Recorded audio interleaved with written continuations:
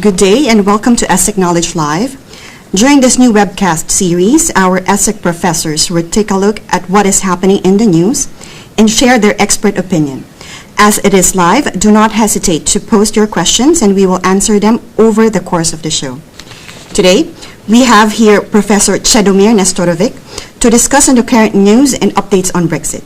Thank you for joining us, Cédomir. Thank you for inviting me. Cédomir Nestorovic is a professor of Geopolitics at ESSEC Business School, and he is also the director of the ESSEC in Mannheim Executive MBA Asia Pacific program.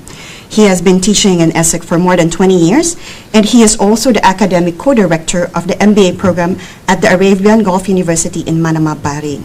Today, Cédomir will be giving us his views on the current and latest development about Brexit.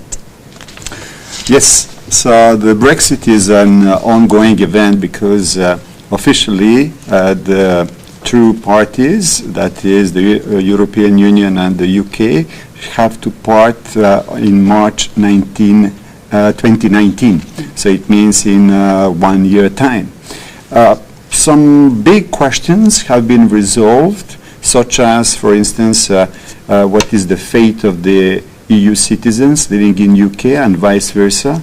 The second one was the divorce bill, that is how much the UK has to pay when they are leaving the European Union. And finally, the border with, between Northern Ireland and the Republic of Ireland. So these issues have been settled down, but what has to be settled is also the future. That is how the two entities are going to cooperate in the future. Thank you for the introduction, Cédomir. Again, I would like to remind the viewers that they can ask their questions via the live chat, and we will try to answer as many as possible.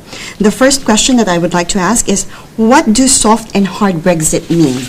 Yes, there's two terms have been used in the media, even if there is no real definition about hard and soft Brexit. Obviously, in the European Constitution or in the funding documents, we don't have these two terms.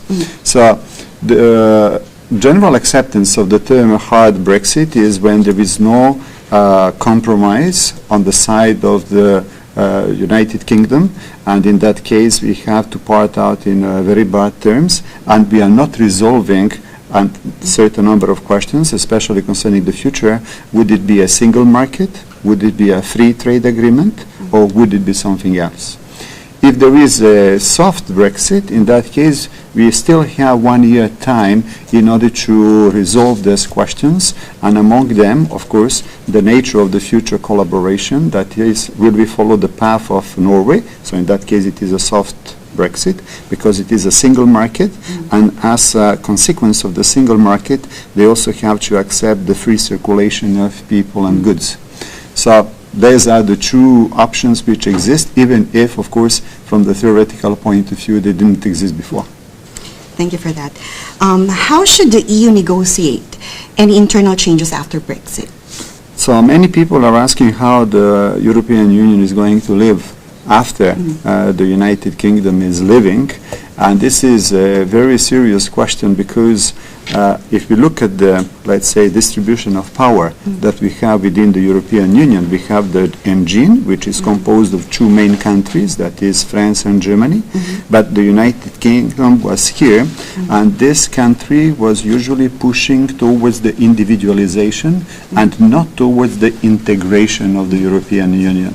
And many small countries in the European Union were taking this United Kingdom as a proxy in order to defend the idea of individualized European Union.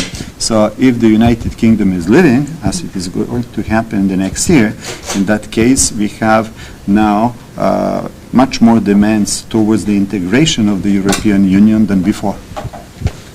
I see. For our last question, what is Brexit for the rest of the non-EU Europe? So for the non-EU Europe, there is a problem concerning the attractiveness of the European Union. So as long as the UK has been part of the EU, we had a very big country. It was the second economy in the European Union. And we also have a very populous country. It was the third most populated country in the European Union. So as a whole, the European Union partially due to the presence of the United Kingdom, it was very attractive to the other countries. Today, if the United Kingdom is leaving, definitely for some other countries, they will maybe reconsider if it is still attractive as it used to be. Thank you for that. Now we are going to take one or two questions from the viewers.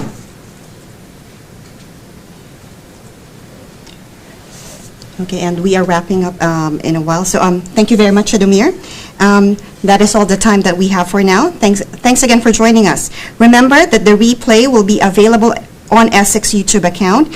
Do not hesitate to share it, especially on Twitter, with the EK Live hashtag. See you next time.